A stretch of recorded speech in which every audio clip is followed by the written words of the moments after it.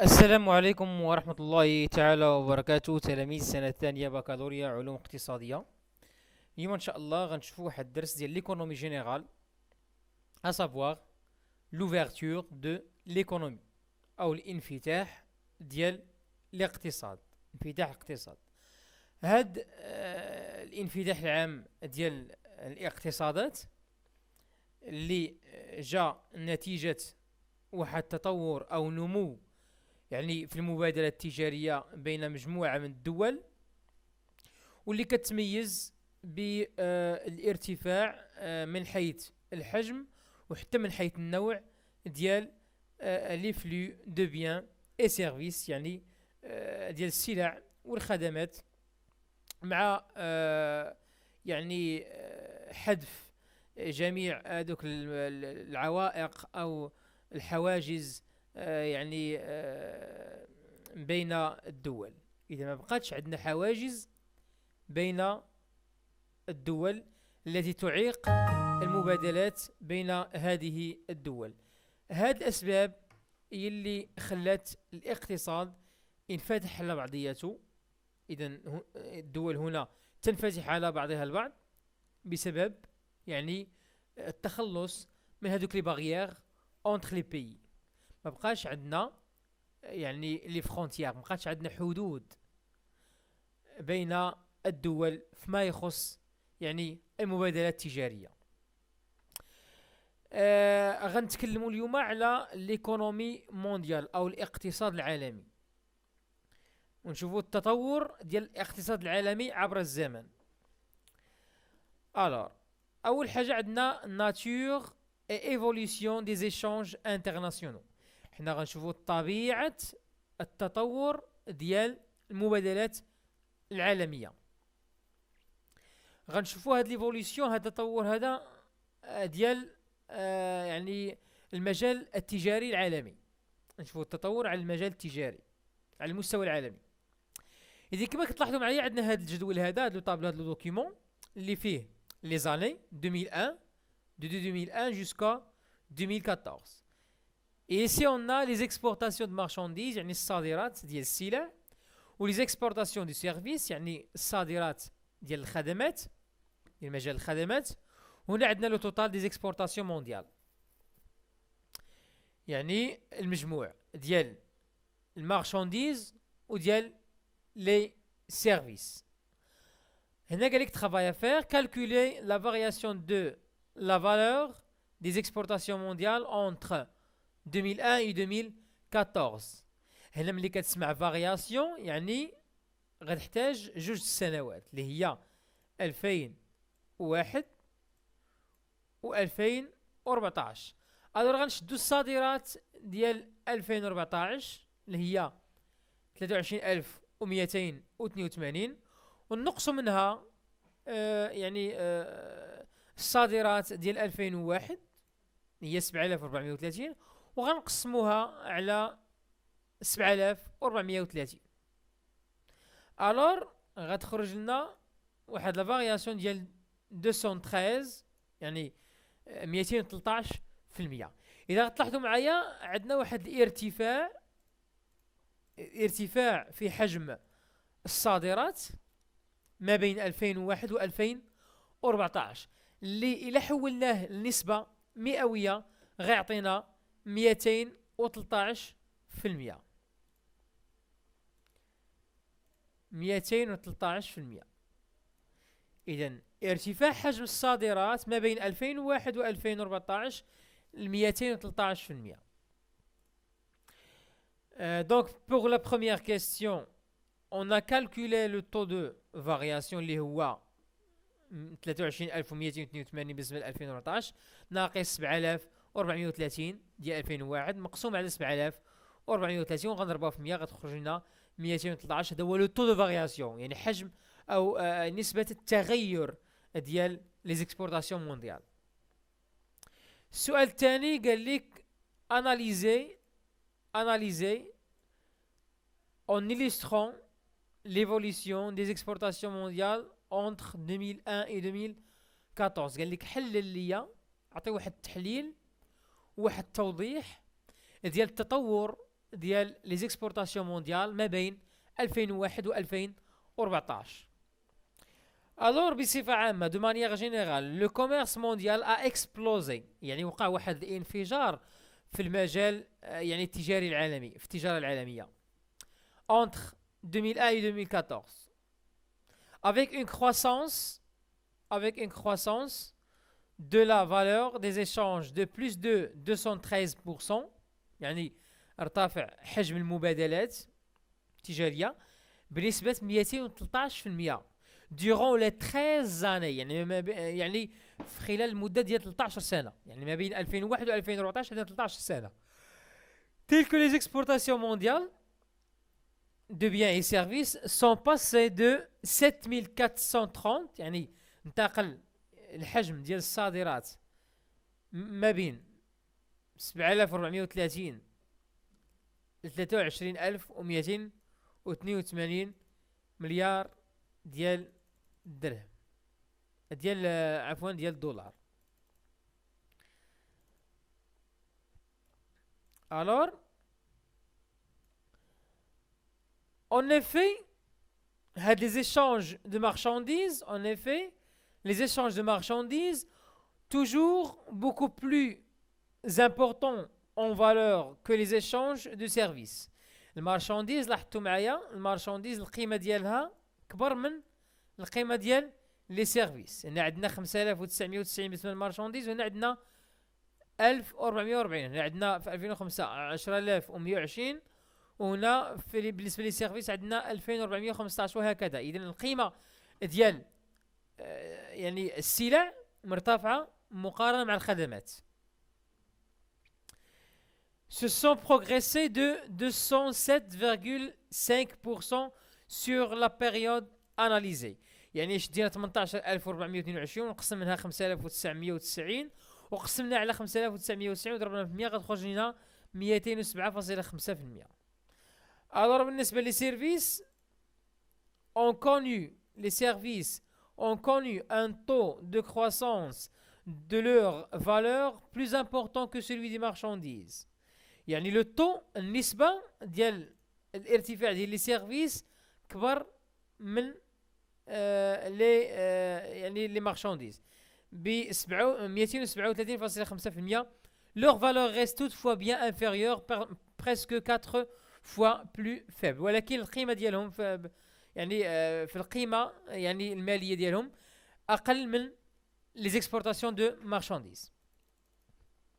حنا دابا غنشوفوا السؤال الثالث لي فاكتور، يعني العوامل اللي ساعدات على هاد ليكسبلوزيون ديال لي زيشانج انترناسيونال. شنو اللي خلى هاد الارتفاع يكون كبير فيما يخص لي زيشانج انترناسيونال؟ دونك لا فورت كروسونس دي كوميرس سيكسبليك، يعني هاد الارتفاع الكبير في حجم المبادلة التجارية ممكن نفسروه بانخفاض ديال لي باغيير بروتيكسيونيست، مابقاوش عندنا يعني هادوك العوائق يعني اللي كتكون من خلال من حيث الديوانه، يعني مابقاوش عندنا العوائق ديال الديوانه، يعني لي باغيير دوانيير باغ اكزومبل. لو بروغري التطور في القطاع ديال ترونسبور، في المجال ديال النقل وفي المجال ديال الاتصالات.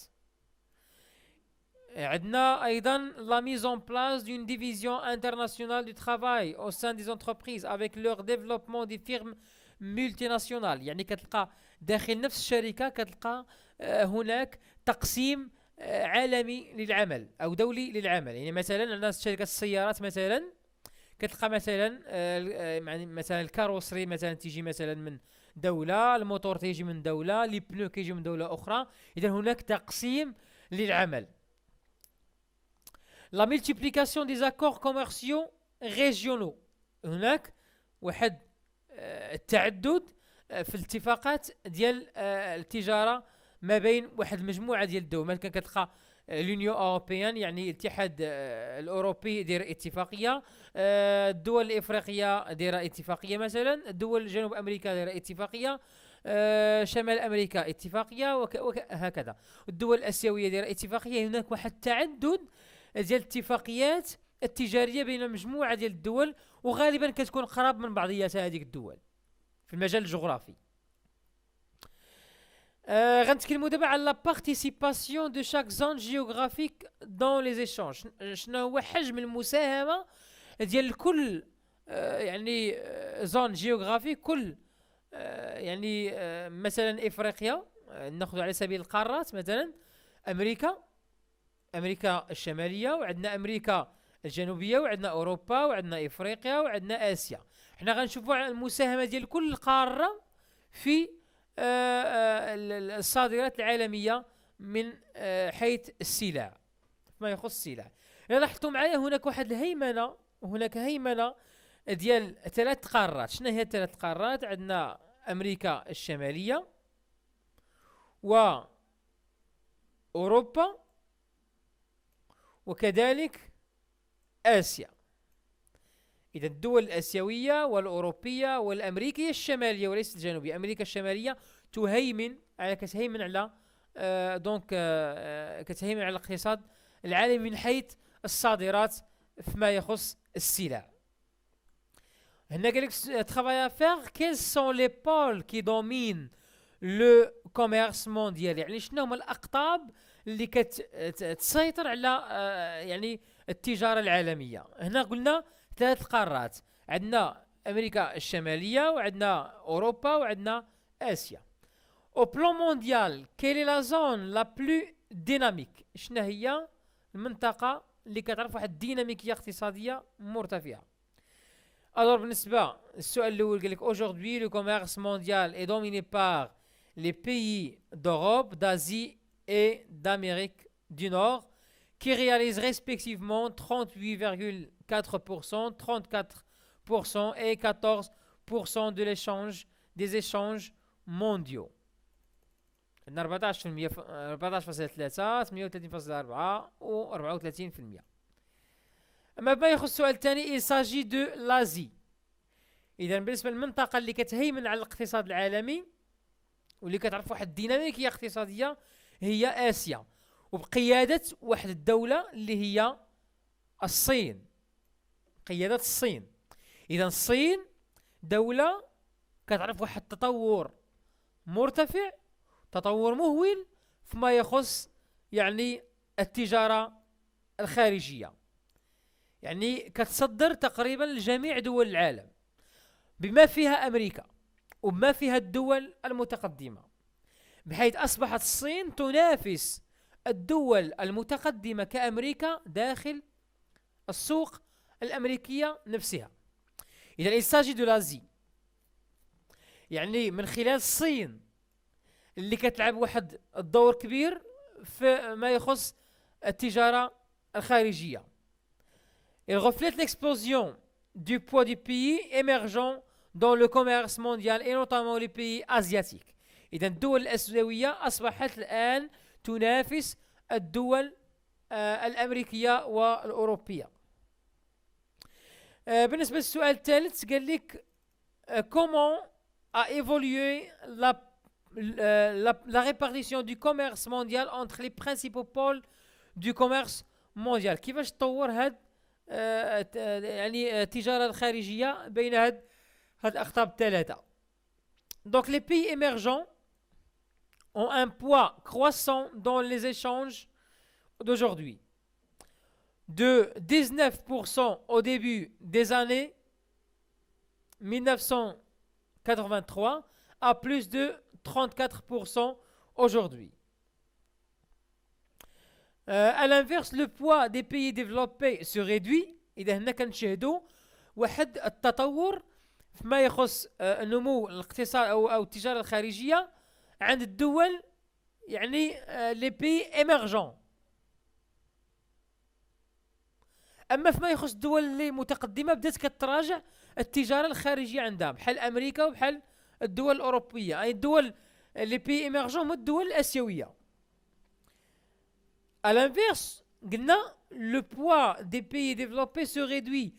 Ils ne réalisent plus que 55% des échanges mondiaux contre presque 60,3% en 1983. يعني ولات كتشكل فقط 55% من حجم المبادلات التجارية العالمية حاليا، بالمقارنة مع 60.3% سنة 2000 أو 1983. السؤال الموالي قال لك quel groupe de pays se trouve marginalisé dans le commerce mondial justifié. شنو هو التجمع ديال الدول اللي كيعرف واحد التهميش فيما يخص التجارة الخارجية. إذا بين الدول المهمشة في التجارة الخارجية أو في الاقتصاد العالمي عندنا الدول الإفريقية والدول ديال أمريكا الجنوبية وأمريكا الوسطى اللي كتعرف واحد التهميش فيما يخص المبادلات التجارية العالمية. نشوفوا diversité des flux de biens. La diversité de flux de biens. يعني هاد الصادرات مناش كتكون؟ هاد الصادرات اللي كتصدر الدول لبعضها مناش كتكون؟ الوغ غنشوفوا التطور ديالها ما بين 2006 و 2015. لاحظتوا معايا عندنا البرودوي اغريكول وعندنا الكومبوستيبل اي برودوي دي زاندستري اكستراكتيف، يعني هنا كنتكلموا على المحروقات، وعندنا لي برودوي مانيفاكتوري يعني المنتوجات الصناعيه. لاحظتوا معايا التطور ديال يعني لابار او الحصه ديال لي برودوي اغريكول في 2006 كانت 8.2، انتقلت سنة 2015 ل 9.9%. ما يخص المحروقات انتقلت لابار ديال الحصة ديالها من 19.8% ل 21.3%، والمنتوجات الصناعية من 72% ل 69.1%. أنا غنشوفوا السؤال قال لك illustrer chaque catégorie de marchandises par un exemple. اعطيني اكزامبل على كل كاتيجوري، كل مجموعه. هنا بالنسبه لي برودوي اغريكول ممكن نذكروا لي سيريال ولي فروي. بالنسبه للكومبوستيبل يعني المحروقات عندنا البترول وعندنا الغاز. بالنسبه لي برودوي مانيفاكتوري عندنا تكستيل يعني المنتوجات الصناعيه، عندنا التكستيل وعندنا الادويه، لي تي في، لي زورديناتور، لي اوتوموبيل. بالنسبه للسؤال الثاني قال لك caractériser la structure actuelle des exportations mondiales de marchandises puis son évolution depuis 2006. Alors غنشوفوا هاد la structure ديال les exportations. Alors parmi les différents biens échangés dans le monde ce sont les produits manufacturés. يعني المنتوجات الصناعيه هي اللي كتعرف واحد التبادل كبير من خلال المبادلة التجارية العالمية. Les télévisions, téléphones, mobilier, etc. qui ont le plus contribué à la croissance des échanges commerciaux. يعني المنتوجات الصناعية هي اللي ساهمت بشكل كبير في نمو المبادلات التجارية العالمية. Tandis que les combustibles يعني المحروقات و les produits des industries extractives comme le pétrole المحروقات بحال البترول بحال الغاز بحال الشاربون etc. De même que les produits agricoles ont connu une croissance moins forte bien qu'importante. يعني المجال ديال الحبوب او الصناعه الفلاحيه وصناعه المحروقات ما عرفتش واحد تطور كبير مقارنه مع المنتوجات الصناعيه. En premier lieu, les échanges de produits manufacturés. En second lieu, عندنا في الدرجة الأولى عندنا المنتوجات الصناعية، الدرجة الثانية عندنا صناعة المحروقات، والدرجة الأخيرة عندنا المنتوجات الفلاحية. Donc l'échange international de marchandises traduit clairement des échanges de deux grands secteurs de l'économie. جوج لي سيكتور، جوج القطاعات هي اللي كتحكم في حجم المبادلات التجاريه العالميه. هو لي سيكتور بريمير اللي هو لاغريكولتور الفلاحه والمحروقات، وعندنا لو سيكتور سكوندير القطاع الثاني اللي هو السيكتور سكوندير اللي هو المنتجات الصناعيه. اذا القطاع الصناعي وقطاع الفلاحه هما اللي عرفوا واحد التطور كبير فيما يخص المبادلات التجاريه العالميه. غنشوفوا دابا لي غران بول دو كوميرس مونديال. هنا غنتكلموا على الريجيوناليزاسيون. شنو هي الريجيوناليزاسيون؟ يعني لا توندونس ا كونكلور دي زاكور، يعني خلق اتفاقيات. ريجيوناليزاسيون هي واحد السياسه اللي كتقوم على خلق اتفاقيات تجاريه بين واحد المجموعه ديال الدول اللي غالبا كتكون قريبه من بعضها. دونك لي زاكور دو كوميرس ريجيونaux، les niveaux d'intégration. Donc l'intégration économique régionale reflète la construction d'un espace économique et différents obstacles où les différents obstacles se réduisent, se disparaissent afin de former un bloc uni. يعني مبقاوش عندنا الحدود، يعني كتجي دول متقاربة من بعضها في منطقة معينة وكدير اتفاقيات ديال التبادل الحر. إذا من بين أهم اتفاقيات أو مراحل ديال الاتفاق عندنا لا زون دو ليبر إيشانج. هذا واحد لاكور كي كونسيست ا إليميني لي باريير كوميرسيال. خصنا نحيدوا الحواجز التجارية اونتر، يعني من بين مجموعة ديال الدول. chaque pays décide de sa politique commerciale pour les partenaires commerciaux extérieurs à la zone. مثال ديال ألينا، يعني اتفاق ديال ألينا، يعني هو يعني مثال ديال لا زون دو ليبر échange. عندنا l'union douanière.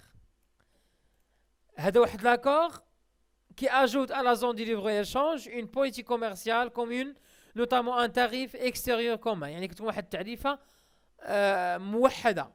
l'élimination des barrières douanières entre les pays membres. ما كتبقاش يعني لي باريير الحواجز الجمركية بين الدول. لا بوليتيك كوميرسيال كومين، واحد السياسة اقتصادية مشتركة بين هاد الدول. مثال ديال هاد الاتفاق عندنا سيداو يعني واحد الاتفاق دارتو دول الافريقيا الغربيه.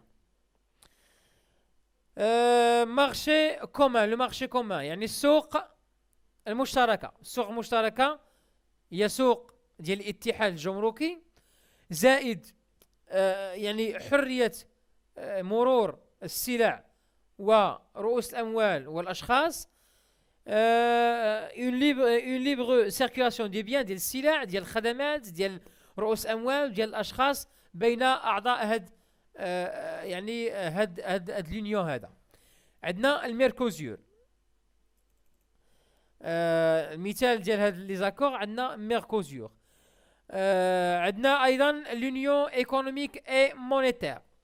سي ان اكور، واحد الاتفاق اللي كيسمح بلا libre circulation des politiques économiques communes et coopération monétaire renforcée. عندنا المارشي كومان plus coordination des politiques économiques plus adoption d'une monnaie unique. هنا كتخبع بعض الدول اللي كدير واحد العملة مشتركة، بحال الاتحاد الاوروبي.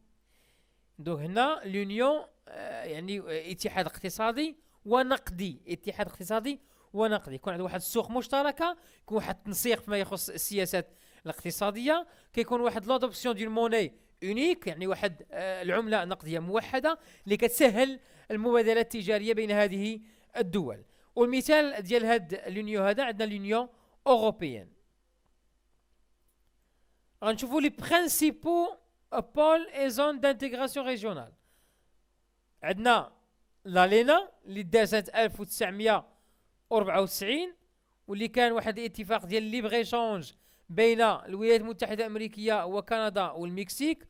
وعندنا ايسيان سنه 1992 واللي كان بين هاد ليبر ايشونج بين 10 دول اسيويه بيرماني، بروني، اندونيسيا اكسترا. ماليزيا، الفلبين، سنغافورة، تايلاند والفيتنام. هادو واحد مجموعة ديال الدول، 10 دول اللي دارت واحد القمة ديال الايسيان سنة 1992. عندنا اليونيون اوروبيان، يعني الاتحاد الاوروبي معروف، سنة 1993 واللي كيتشكل من 27 دولة. وعندنا الميركوزور، يعني لي بيي دو لاميريك دو لاتين، يعني امريكا الجنوبية. وعندنا السيداو، يعني لي بيي دو لافريك دو لويست. دونك لاحظتوا معايا هاد لي زاكور هادو كيكونوا غالبا بين يعني دول متقاربة من حيث من الناحية الجغرافية فيما بينها. شنو هما لي زوبجيكتيف، الاهداف ديال لانتيغراسيون ايكونوميك ديال هاد لي زاكور، ديال هاد الاتفاقات؟ عندنا élargir le marché intérieur et accéder à d'autres débouchés، يعني لي كليون، يعني محاولة توسيع السوق الداخلية. réduire les coûts de production، يعني تخفيض تكلفة الإنتاج en bénéficiant des avantages de chaque pays. réalisation ديال l'économie d'échelle، ان كل بيي كتكون متخصصه في واحد المجال معين. هنا كتكون عندنا واحد التخفيض ديال التكلفه من خلال التعاون بين هذه الدول. faire face à la concurrence internationale et à la concurrence des autres groupements régionaux، يعني هنا كتحاول الدول تحد من المنافسه العالميه اللي كتجي من خلال التجمعات او الاتفاقات الاخرى. renforcer la position commerciale des pays partenaires et améliorer la compétitivité، هنا تحسين التنافسية والموقع التجاري ديال هاد الدول، يعني اللي مضات على هاد لاكور هذا. la diversification des produits échangés، تنوع ديال المنتوجات المتبادلة. ولا concurrence entre les partenaires، يعني المنافسة بين هاد لي بارتنير permet d'améliorer le rapport qualité-prix، يعني الجودة والثمن. يعني هاد لو رابور ديال الجودة والثمن دي برودوي et par conséquent l'amélioration du niveau de vie des consommateurs، يعني تحسين مستوى العيش. l'intensification، يعني l'accroissement ديال les échanges entre les pays partenaires، يعني محاولة الرفع من المبادلة التجارية ما بين الدول يعني اللي مضات على هذاك الاتفاق. نشوفوا دابا لي كاركتيرستيك دو كوميرس مونديال. شنو هما المميزات ديال التجاره العالميه؟ لو كوميرس مونديال، التجاره العالميه عرفات واحد التوسع كبير. لي بيي ديفلوبي دومين لي زيشانج اكستيريور، يعني الدول المتقدمه كتسيطر على التبادل المبادلات التجاريه الخارجيه. لا بار دي بيي اون فوا ديفلوبمون دون لو كوميرس مونديال اي فيبل، يعني الحصه ديال الدول الناميه من المبادله التجاريه العالميه كيبقى ضعيف. المارجيناليزاسيون دي بيي اون فوا ديفلوبمون، يعني هناك تهميش ديال الدول يعني في طريق النمو. عندنا لا بلوبار دي زيشانج سون دي زيشانج انترا ريجيون، يعني هاد المبادلات غالبا كتكون بين الدول يعني ديال الاتفاق.